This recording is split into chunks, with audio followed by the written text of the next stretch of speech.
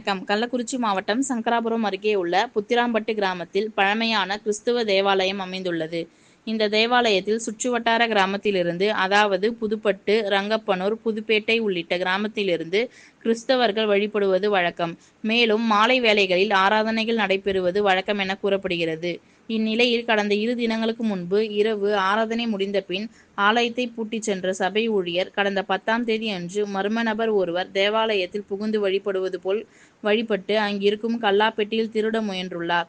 மேலும் இது குறித்து தேவாலய போதகர் ஒருவர் இன்று வழக்கம் போல் சிசிடிவி குறித்து ஆய்வு செய்த போது அடையாளம் தெரியாத நபர் ஒருவர் திருட முயன்றதை கண்டு அதிர்ச்சியடைந்துள்ளார். மேலும் மர்ம நபர் ஒருவர் கிறிஸ்துவ தேவாலயத்தில் திருட முயன்ற சம்பவம் அந்த பகுதி மக்களிடையே பெரும் பரபரப்பு ஏற்பட்டுள்ளது என்பது குறிப்பிடத்தக்கது. ரெட் நியூஸ் தமிழ் செய்திக்காக கள்ளக்குறிச்சி மாவட்ட செய்தியாளர் முத்துக்குமரன். செய்திகளை உடனுக்குடன் தெரிந்து கொள்ள ரெட் நியூஸ் தமிழ் சேனலை சப்ஸ்கிரைப் செய்யுங்கள்.